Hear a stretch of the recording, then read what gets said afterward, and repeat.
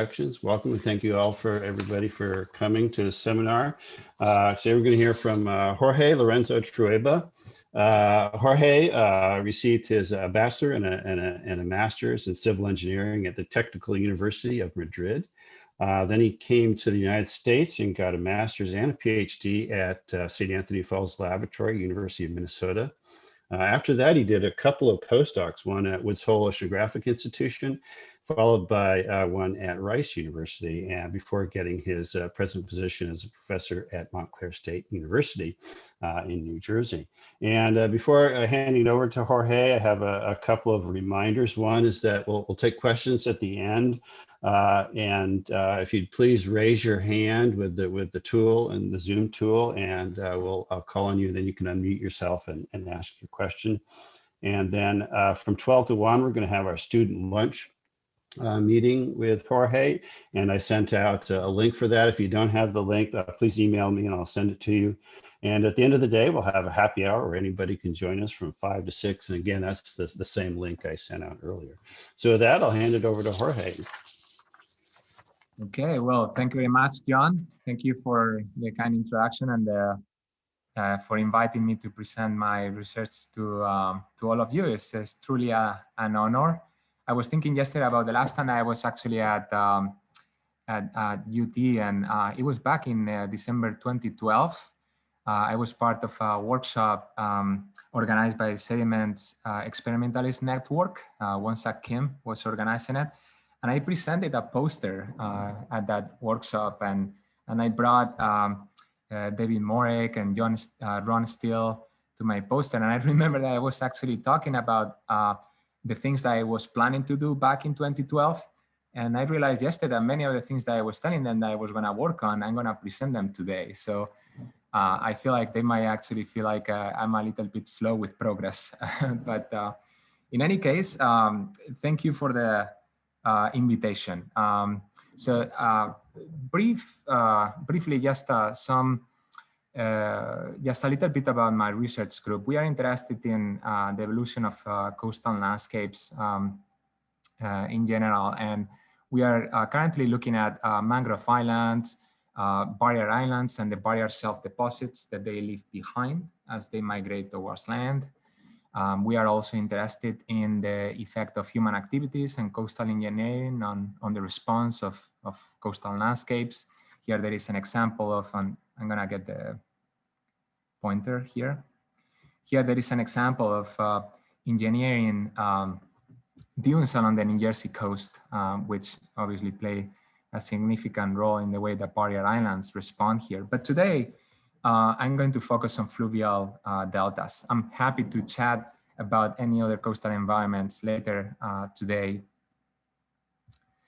But this presentation is going to be mostly on fluvial deltas. So why fluvial deltas? Well, fluvial deltas have been important for human civilization for thousands of years. And today, I think that there are close to 500 million people living in or near deltas. And they house important groundwater and hydrocarbon reserves, and they are particularly vulnerable to sea level rise and storm surge. They are low-lying environments, and we don't have to go far in order to see a good example of that. The Mississippi River Delta has been losing land at a very fast rate over decades. And here below, there is an effort from the National Center of Earth Surface Dynamics back in 2009, led by Wonsak Kim, opening the question about the diversions along the Mississippi River Delta, creating new land in order to protect against future storms. Populated centers like New Orleans would benefit from these natural buffers. But also another reason why we study deltas, fluvio-deltaic environments, is because they store, they potentially store a lot of information about past geological conditions, past landscape evolution, sea level changes, environmental conditions. Here there is a good example of some recent efforts from Kyle Straub's group at Tulane University. He has been doing a lot of work trying to connect surface processes with the information that is stored in the stratigraphic record. I'm going to be looking at talking about this flume experiment later. And fluvio-deltaic environments are complex, so we need to use different research approaches to better understand, to gain insight about how they respond to external forcing. And we have to use numerical modeling, flume experiments, field campaigns, and really in order to make progress, we need to combine these different research approaches between them. Today, I'm going to focus this presentation on numerical modeling and its coupling with some flume experimental data, but I'm very much interested in connecting also with the field. Now, I spent most of my research time developing numerical models, and there are a bunch of different numerical models that you can use in order to understand fluvial deltas. Here I have a few examples sorted based on mathematical complexity. So we can have numerical models based on a mass balance coupled with an idealized geometry like this one here. If we go up a little bit in terms of complexity, we can have cellular automaton type of models like the one from Liang et al. This model is very widely used and it can capture river avulsions, some hydrodynamics, backwater effects. And if you increase the complexity even more, you can also use del3D. These are a couple of model runs from Doug Edmonds looking at the effect of cohesiveness on the pattern, on the plan view pattern of the fluvio-deltaic plane. And the numerical modeling tool that you use really depends on the question that you are trying to address. There is clearly a benefit, especially when you are looking at the geologic past, in having simpler, using models on the simple end of the spectrum. And the reason is because you have fewer parameters that you need to constrain, right? So this is the type of numerical model I'm going to focus on today. And I believe that for the type of questions that I'm interested in tackling, this is the appropriate type of framework now. So the first step in order to develop this type of numerical modeling framework is to select your idealized geometry. Okay, so and that idealized geometry can change. It doesn't have to be this one. This type of models are very versatile, but this is the one that I select. To first order, I'm going to assume linear basement on top of which I have the sedimentary prism depositing and evolving over time due to the input of sediments and water from the upstream end. And the evolution over time of the sedimentary prism can be described by two moving boundaries, the alluvial basement transition or alluvial-bedrock transition, and the shoreline. And to connect with some stratigraphic terminology, if the alluvial the ABT or alluvial-bedrock transition is migrating landwards, then we have coastal onlap. If this boundary migrates seawards, we have coastal offlap. If the shoreline migrates seawards, we have regression. If it migrates landwards, we have transgression. And the last point I'm going to make about this idealized geometry is that it's distorted in the vertical direction. In reality, the basement slope is, for example, in the case of the Mississippi River Delta, it's in the order of 10 to minus 3. So quite mild. And the top set or the fluvial surface is typically in the order of 10 to the minus 5. Okay. The foreset is generally steeper in the order of a degree, so significantly steeper. Okay. So all the sketches that you are going to see in following slides are also going to be distorted in the vertical direction for viewing purposes. Okay, so we have the idealized geometry. Now the next step is to combine this with a sediment conservation. And in particular, we are going to use here a one-dimensional sediment volume conservation described by this equation here. Little h is the elevation of the fluvial surface at any location. Q is the sediment flux, also at any location along the fluvial surface. And R is the location of the alluvial basement transition over time. And S is the location of the shoreline over time. Now, the sediment transport formulation is typically a function of the local slope. And in general, you can use a nonlinear relationship like this one here.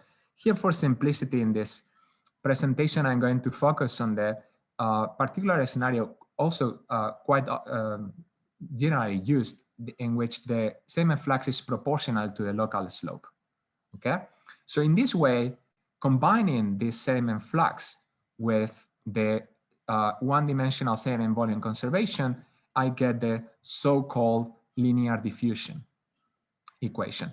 Now, what makes this numerical modeling framework interesting is that we have two moving boundaries. So generally, in order to solve linear diffusion, the linear diffusion equation, I need two boundary conditions. But in this case, we need four. We need four boundary conditions because we need an additional boundary condition for each moving boundary that we have. Okay, so that makes the problem nonlinear and interesting from the mathematical point of view. Okay.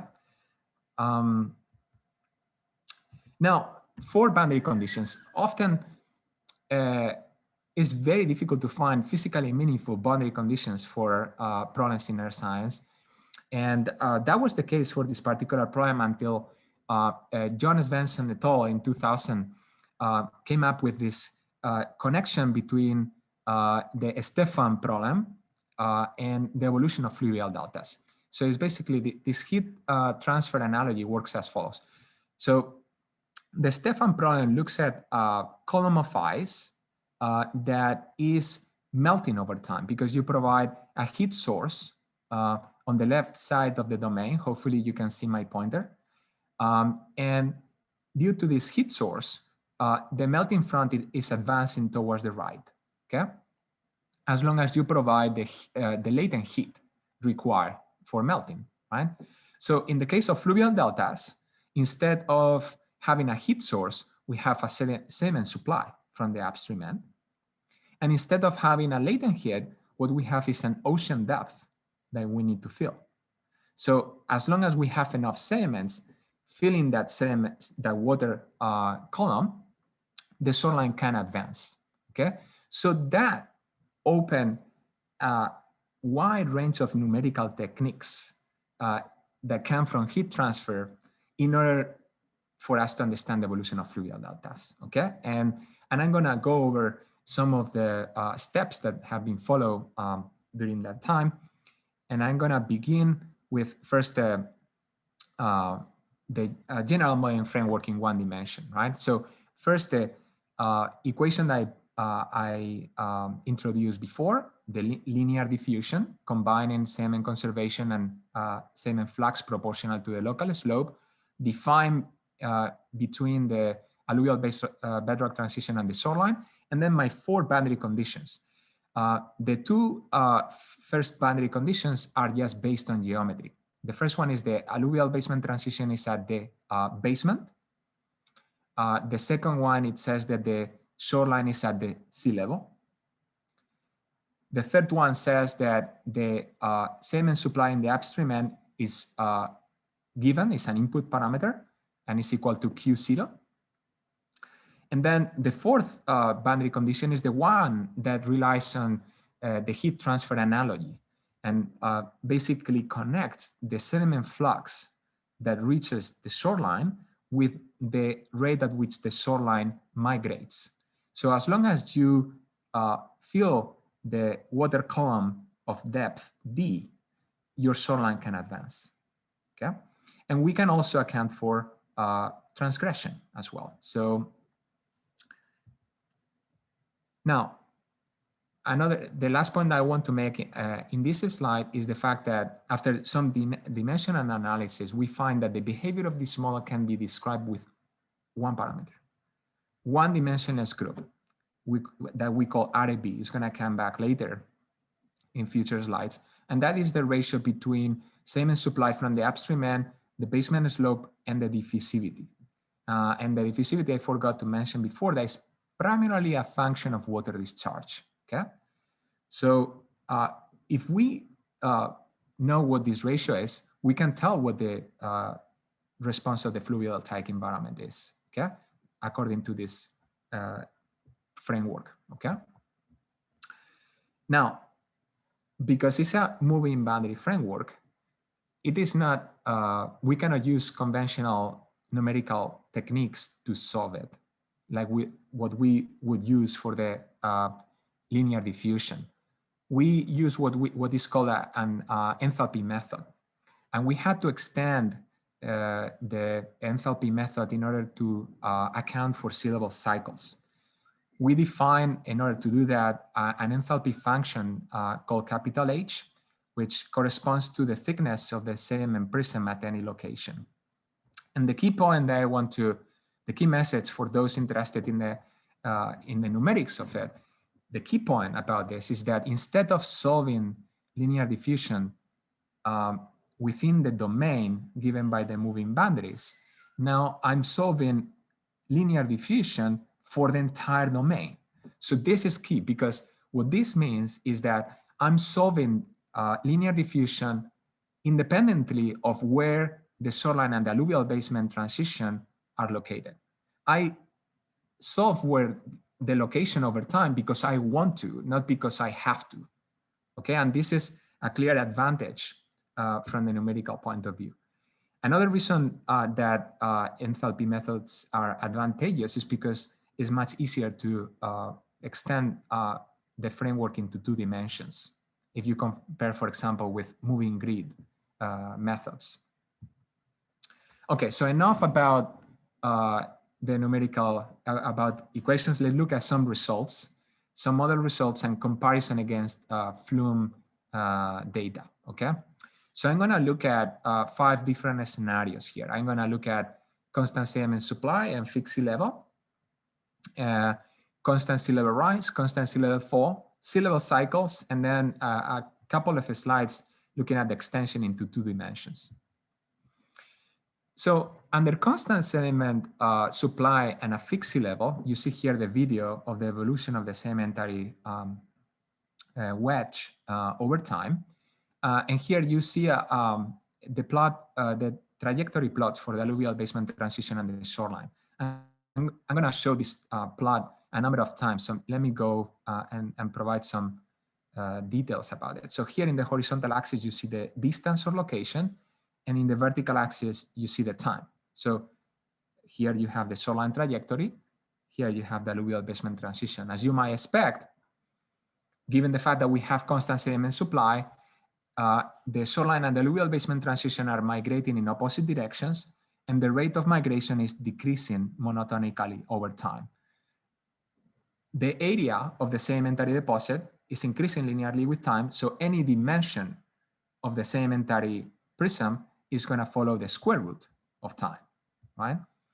And that is what the numerical modeling framework predicts. Now, do we have flume experiments to validate this, right? And yes, we do. We have some experiments that Won-Sak Kim and Tetsuji Muto performed at Nagasaki University back in 2008, okay? And they said, by the way, that these were the simplest experiments that they had run in their life. And that's fine, because it was very useful for us to validate the model under a wide range of sediment supplies and water discharge values. And you see here one example of the comparison between the flume experimental data and the numerical results. Here you see again the trajectory of both the shoreline and the alluvial basement transition. sorry, they are flipped. Sorry, I'm flipping actually the orientation of the fluvial deltas here. So I have the shoreline here on the left in this case, and the alluvial basement transition on the right.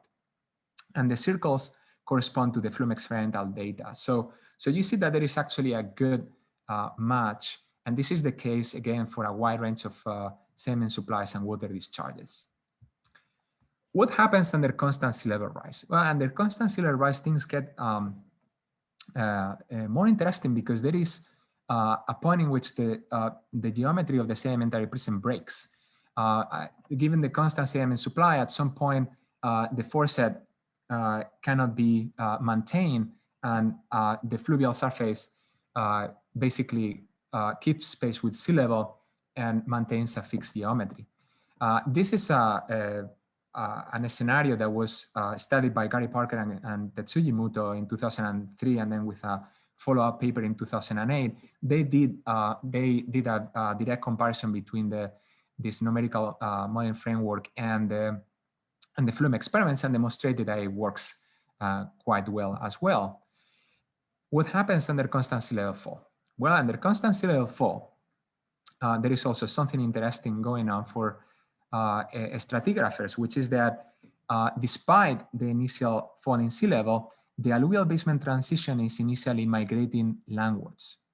As long as we have enough sediment supply, as you can see, the alluvial basement transition is migrating southward, landwards. We have coastal onlap despite the fall in the sea level. And Tetsuji Muto and Jan Svensson did some flume experiments that demonstrated that validated these numerical results as well. So you see here on the right different snapshots in time of the flume experiment, increasing time as you move from top to down. And the white arrow corresponds to the location of the alluvial basement transition at each point in time. So as you can see, the white arrow is located here, and then it moved landwards, and then it began to move seawards. So this scenario was also a good example of the coupling between this numerical modeling framework and flume experiments. Now, so these scenarios, constant sea level rise and constant sea level fall, we gain a lot of insight about the evolution of fluvial deltas. But the truth is that you can actually describe these behaviors with a linear topset, right? You don't have to really have solve what is the sediment transport along the fluvial surface. With a linear topset, you can also reproduce what happens under constant sea level rise. You also can reproduce the fact that there is a break in the geometry of the sedimentary prism.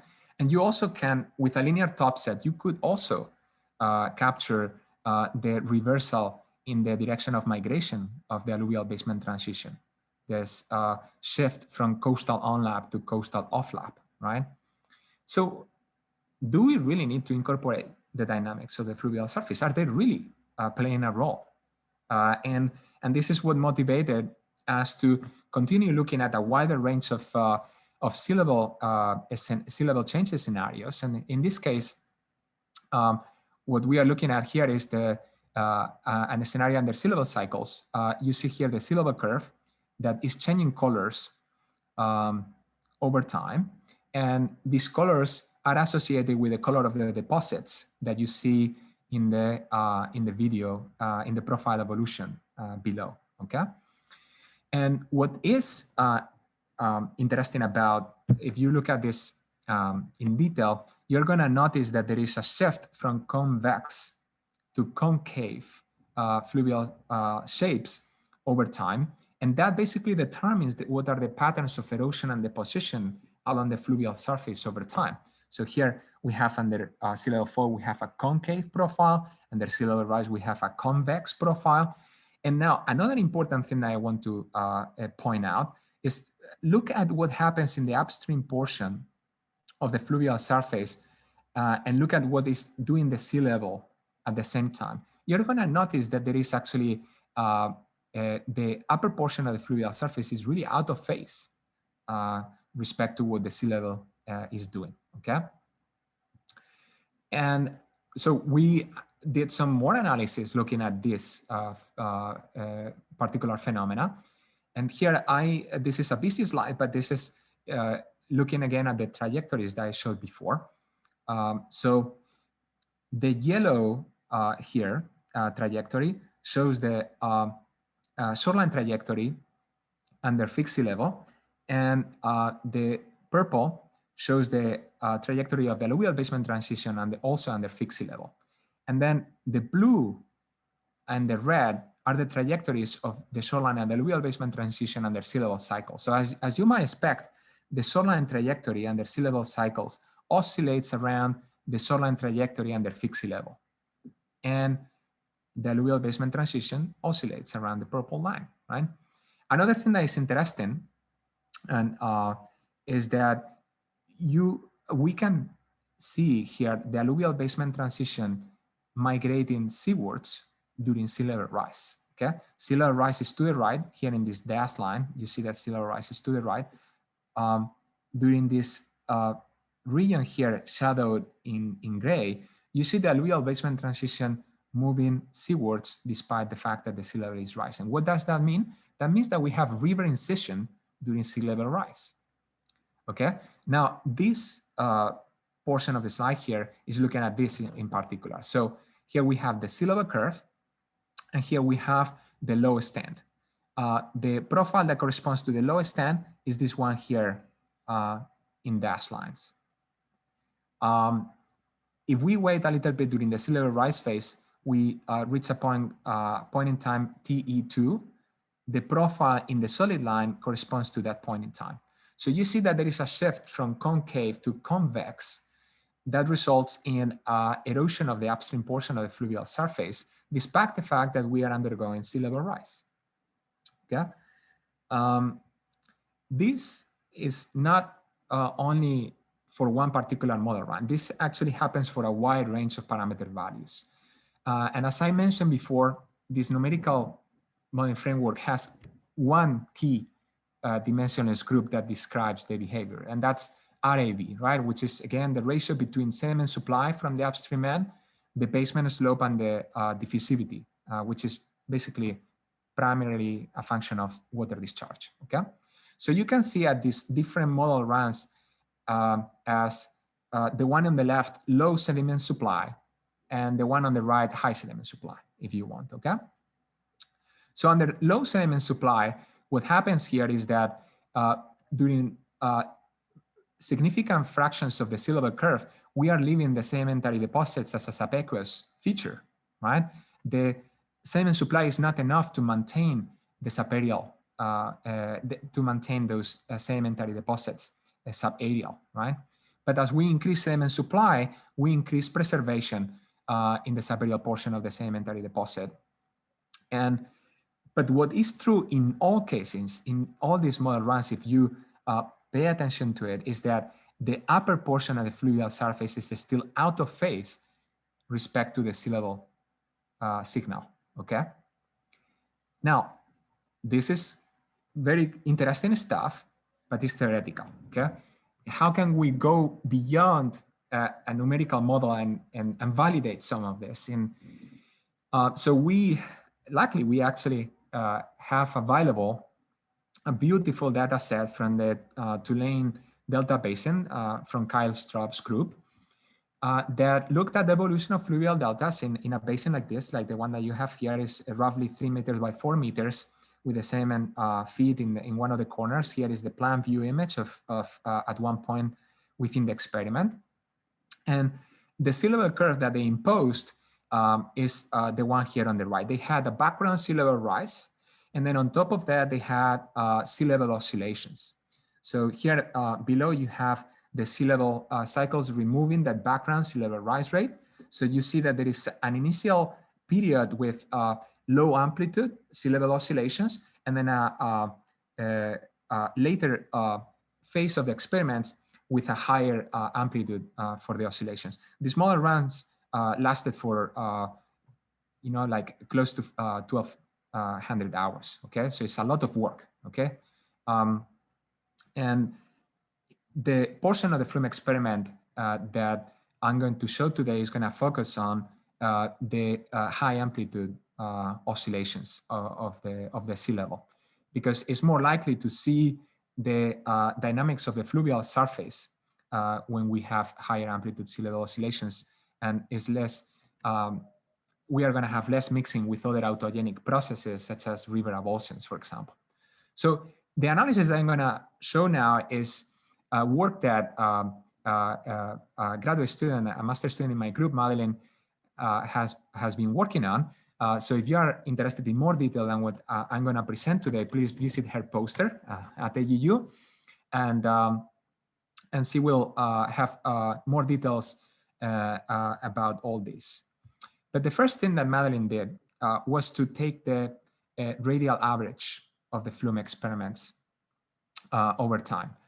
So in that way, we basically have a profile like the one here below the picture.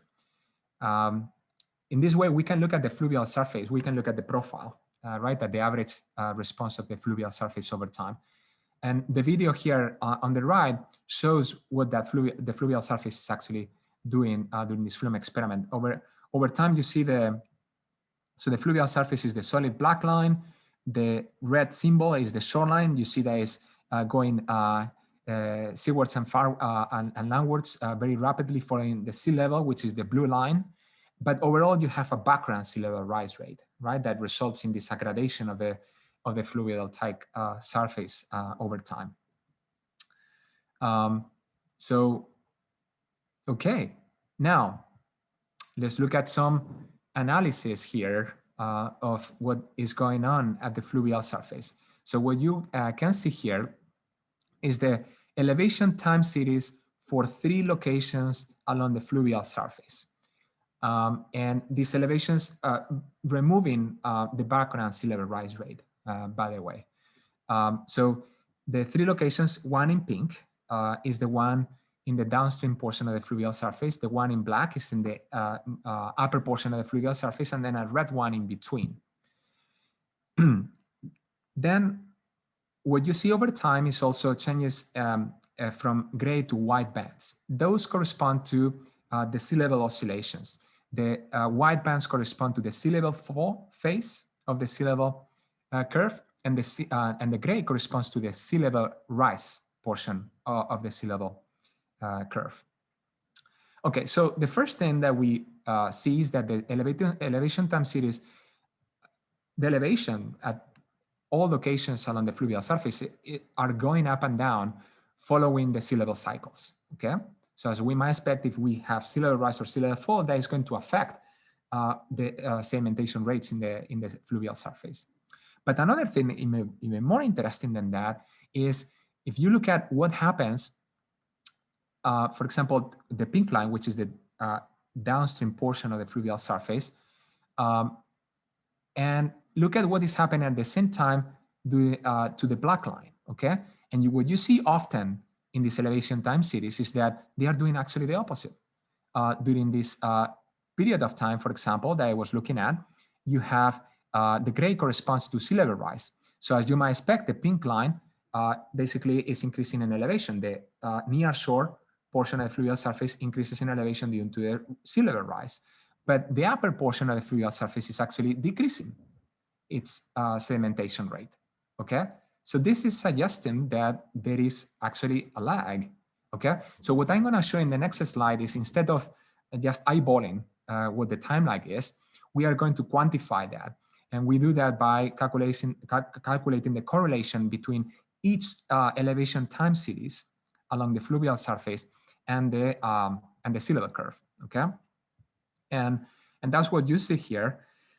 So this is the time lag in the vertical axis in hours, and in the horizontal axis you have the distance from the sediment source here at the origin to the shoreline. So as you might expect, the shoreline or the near shoreline portion of the fluvial surface responds almost instantaneously to changes in sea level. The time lag is pretty much 0, but as you move landwards, this time lag is going to increase to up to 11 hours. And just to put it in perspective with the period of the sea level cycles here, which is 24 hours, that means that basically the lag is roughly half a period, okay, of the sea level cycle. Another interesting observation here is that there is actually a difference in the lag that we find during high stands and low stands, okay? So during high stands, the time lag is smaller than during low stands. And this is also consistent with our numerical modeling framework, because during high stands, the length of the fluvial surface is smaller. So it takes less time for the sea level signal to propagate to the upstream portion of the fluvial surface. During the low stand, we have the longest length of the fluvial surface, of the fluvio-deltaic surface. It takes longer for the sea level signal to propagate upstream. It's a function of the length, right? Now, we have evidence in the numerical model, in the flume experiments about this lag, okay? And this is exciting. But the premise here was that based on the theoretical work is that this is due to the dynamics of the fluvial surface. So what I'm gonna show you next is what are the dynamics of the fluvial surface over time in this particular flume experiment, and see whether there is a connection with this lag, okay? So this panel, top panel A here shows the average slope of the fluvial surface over time. And it's always negative based on the reference that I chose here, but the more negative it becomes, the steeper the fluvial surface slope is, okay? And the smaller this negative value is, the milder the fluvial surface slope will be. So the first thing that we observe is that the steepness of the fluvial surface is going up and down following the sea level cycles, right? Following the gray and white transitions that I introduced before. Again, sea level fall corresponds to the white, sea level rise corresponds to the gray. So it's going up and down following the sea level cycles. And it's going as we might expect. We have the steepest portion of the profile when we have the lowest end, and we have the milder portion of the profile, or the mildest slope when we have the highest end. And that is consistent with our numerical modeling framework, okay? We also wanted to measure changes in the curvature of the fluvial surface, and or a proxy for it, which is what we call the departure from the linear delta, okay? So what is that? So if we assume a linear topset, the green, okay? We calculated the area that is above or below that linear topset, and when it's positive, then it's associated with a convex profile, like the one here in red, and when it's negative, it's a concave profile, like the one here in blue. So what you see here is that this departure from the linear, and by the way, we also divide by the length of the fluvial-deltaic surface length. That's why the units are here in millimeters. So this is basically the average movement up and down, the average departure from the linear for the profile, right, in millimeters. And what you can see is that departure goes up and down, also following the sea level cycles, and also consistent with the numerical modeling results. The most convex, the maximum convexity is going to correspond with the high stands, and the maximum concavity is going to correspond with the low stands. Okay, so that is also consistent. So this is exciting news, and now we did a little bit more analysis. Instead of only looking at the geometry of the fluvial surface over time, we also looked at the patterns of erosion and deposition along the fluvial surface. And what we expected to see is that during sea level fall, for example, during the sea level fall phase, going from a high stand here in red to a low stand in blue, what we would expect is to see the maximum sedimentation rates around the center of the profile, right? And that is actually exactly what we saw in the flume experiment when we calculated the cumulative sedimentation along the profile. The maximum sedimentation rates were happening in the center, around the mid portion of the fluvial surface. What happens during the sea level rise phase? During the sea level rise phase, we are shifting from a low stand here in blue to a high stand here in red. In this case, the maximum sedimentation rates, we expect them to happen near the shoreline and the upper portion of the fluvial surface. And that's indeed what we found in the experiments: highest sedimentation rate near the shoreline and near the upstream end. So these sedimentation rates, these patterns of sedimentation, is basically what is resulting in this shift from concave to convex and convex to concave. Okay, so now just a couple of slides here about some of our current efforts looking at how to extend this model into 2 dimensions.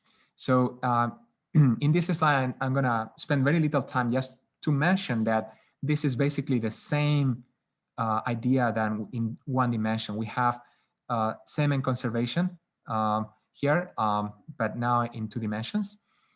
We have a sediment flux equation that is a function of the local slope, and then the 4 boundary conditions, with the last one being associated with the heat transfer analogy that I mentioned before. So now the fluvial surface, instead of being a profile, is going to be a surface like the one here that I show here in this result. Okay, and here there is one example, one model run as an example. And at the moment, this is theoretical, okay? And in part is because we are missing some things that could be important if we, for example, were to compare against flume experiments, especially during the sea level fall phase, because during sea level fall phase, we would expect channels to incise in the fluvial surface and break the symmetry of the fluvial surface.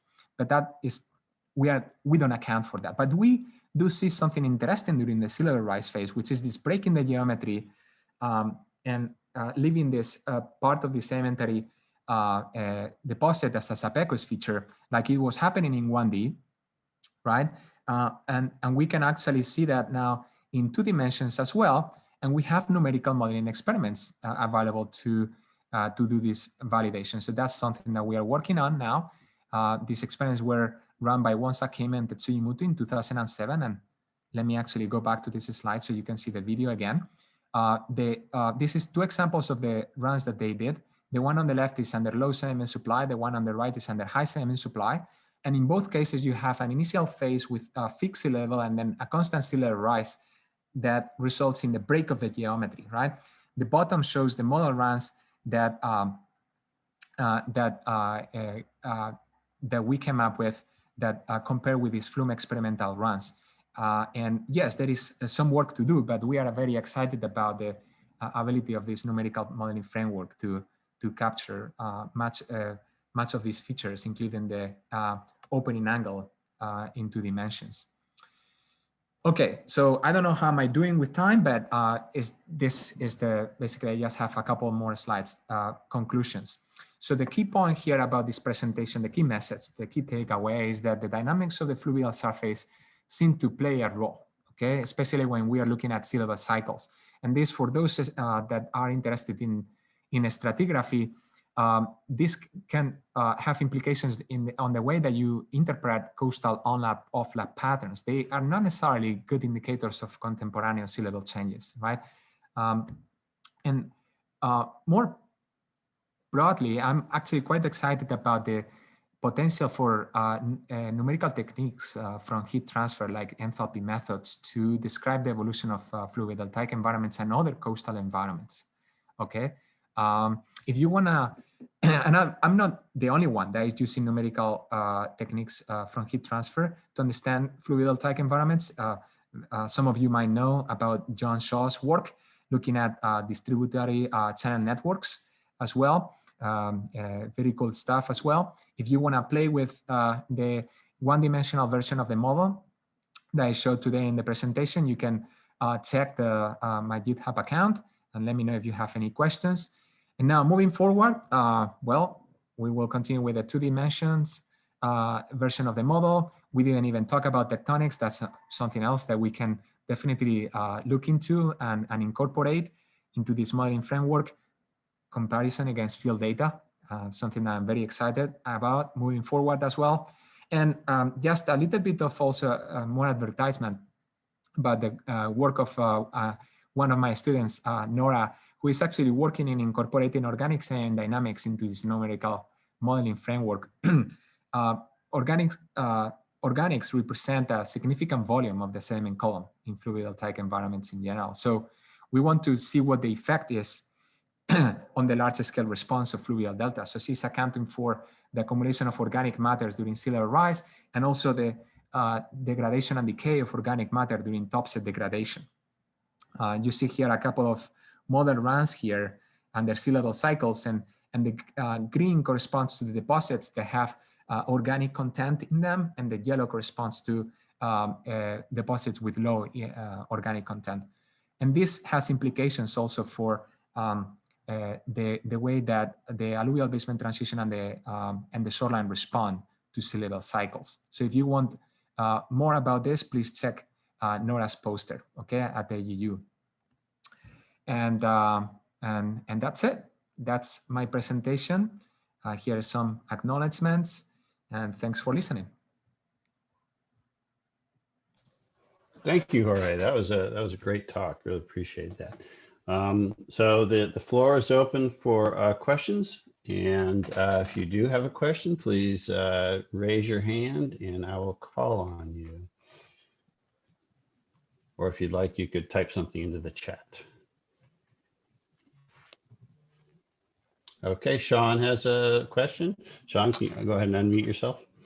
Yeah, so excellent talk. I guess I have a couple of questions. One is, would it be incorrect to view this as sort of a storage problem in the sense that, or a accommodation at the seaward end, you know, where you have some amount of storage during sea level fall, but because you don't have enough place to put it at the other end, and during sea level rise, you kind of flush the system. Is that a perception that fits with your model that makes some sense?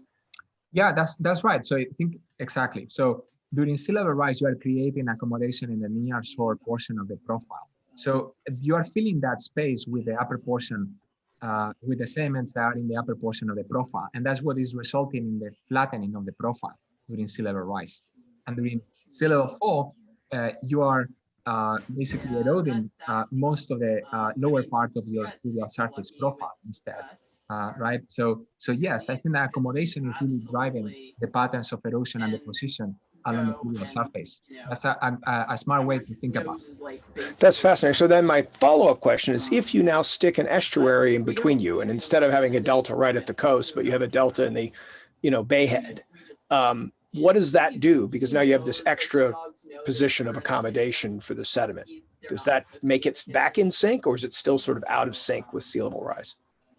Okay, that's actually a very interesting question, and I didn't think too hard about this question, but I had it in mind. I want to look into the evolution of estuaries and their sea level cycles eventually. And I think that estuaries at the end are like deltas, but with very low sediment supply, right? So I think that one way perhaps to begin to think about it is to assume that you have very low sediment supply, and if you are only looking at the bayhead delta, then, well, so there are some interesting features about bayhead deltas that cannot be captured by this numerical modeling framework at the moment. But I think that the way to start would be to think about it as the results that you see under low sediment supply. And then under low sediment supply, you tend to leave under the sea level rise phase is more, you leave subaqueous features, parts of the sedimentary deposits underwater much more often, right, than otherwise. And in terms of what happens in the upstream portion of the fluvial surface profile, I guess that the changes in the curvature, under cases of low sediment supply, are going to be smaller. So maybe the upper portion of the profile is not going to be, in the case of estuaries, won't be out of phase to the same degree that you might have in a fluvial delta with higher sediment supply. That would be my first guess. Makes a lot of sense. Thanks. Yeah, really interesting. But yeah, I need to think harder about this. Okay, any other questions? If not, I have a question. That would be, have you thought much about where you would go to test this with actual stratigraphy? Is there like an ideal setting for you that you could collect data and test this model? Yeah, well, I have a couple of ideas here. Obviously, looking at the last glacial maximum, if you want to look at the along the east coast of the Gulf of Mexico, I think that there's probably a lot of opportunity and a lot of hopefully data to look at the response of the upper portion of some of the fluvial systems there during the last glacial maximum, and see whether it's possible to constrain some of that time lags, some of those lags. But I think that, even during the last glacial maximum, I think that it's going to be challenging because dating techniques sometimes don't give you the resolution that you need. But I'm hopeful that there is still a lot of opportunity to do that. And also, I want to also go beyond fluvial deltas and look at also the shelf geometry over time under sea level cycles. I think that will provide additional information that we can use from the field to constrain these numerical models. Instead of only looking at the on-lap, off-lap, or the shoreline, we can perhaps also look at the geometry of the shelf over different periods of time. That makes sense. Okay, Charles, you're next. Hi, so let's see, this is outside my area of understanding. I guess I was a little bit confused about a constant sediment supply. I don't, even in the physical experiments, I don't even quite understand how you provide, or one provides, a constant sediment supply. It seems funny to me. So in the sense that it's not really representative of what happens in nature, or? Just no, I guess you have a pile of sand, then there's a slope and you're just kind of nudging it in a constant way, or I don't even physically understand how you deliver a constant sediment supply. Well, the sediment feeder that is designed in the flume experiments, in the flume experimental labs that I've seen, and they are designed to provide a constant sediment supply.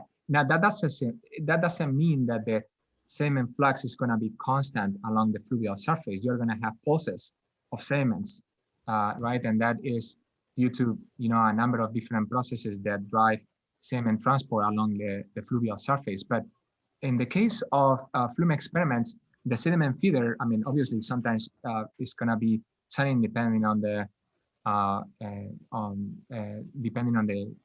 scenario, but they are designed to provide a constant sediment supply or a specific sediment flux over time. Okay, so that's what this flume experiment. You're saying it's designed to do that, but isn't it going to just pile up and go down? I'm just imagining that the granularity of the sand will somehow create undulations, and I'm just thinking. Yeah. It seems unnatural for any kind of substance to just be constant. Yeah, okay, so you are right. And I think that if you look at, depending on the time scale that you are looking at, is likely that you might actually not have the same number of grains flowing through the feeder over time. But roughly, really what we are looking at here is the average response under sea level cycles. So we are not necessarily looking at what happens, the differences in the sediment supply over seconds. We are assuming that is not going to really translate into a difference in the way that the system responds to sea level cycles. But so now there are different ways that you can control how much sediment. You can control how much sediment is really going through the feeder over time. And so you know that at least over some specific time windows, there is a specific amount of sediment that is flowing through, okay? So you know that is relatively constant, at least during that, over that time window, okay? Now, but you bring a good point, because in reality, in natural systems, really what this constant sediment supply, what really is aiming to capture is what happens during floods, really, in fluvial deltas, which is basically what is really distributing sediments along the fluvial surface. And that happens typically in every 1 or 2 years, and it's not happening continuously, which is what we are assuming here. But basically what we are saying is, we are assuming that there is a average, flood that characterizes the geomorphic change of the fluvial surface over time, and we are just assuming that it is that average flood is maintained over time. Now, you could also, and this is something that we can also look into the future, you can look at potential changes in the intensity of that flood and the sediment transport that is delivered to the system. We will look at that as well. We wanted to focus on the fluvial surface and remove any other complexities. But you bring a good point.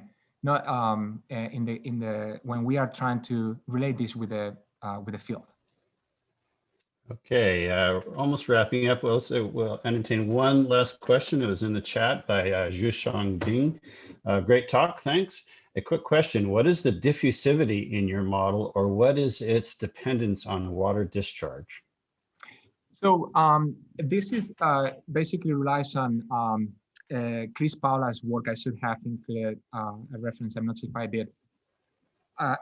Assuming normal flow, okay, and assuming you basically can derive from first principles that sediment flux is proportional to the local slope through a constant of proportionality that we call the fluvial diffusivity. And that fluvial diffusivity, by deriving this from first principles, you come up with the conclusion that it's a linear relationship with water discharge. And it's also a function of other factors like grain size, etc., right? But this, assuming that we have a normal flow and we assume a relationship between the sediment flux and the shear stress that follows the a nonlinear relationship of 3/2, like the Meyer-Peter formula, then you come up with a conclusion that the diffusivity is linearly related to water discharge. Now, this is not always the case. It's not the only sediment transport formulation that is used. There are many other scientists that have used other sediment transport formulations as well, and I actually have explored the effect myself on the results. But the truth is that much of what I presented today, at least qualitatively, the fact that there is the upper portion of the fluvial surface is out of phase with the sea level signal, that doesn't change with the sediment transport formulation that you use. Okay, so hopefully that answered your question. All right, thank you, Jorge. That was again, I think it was a great talk. Really appreciate it, and I'll see you in a little less than a half an hour, and I'll start the student session, and then we can take it on from there. So. Okay. Well, thank you very much, and thank you for all your questions.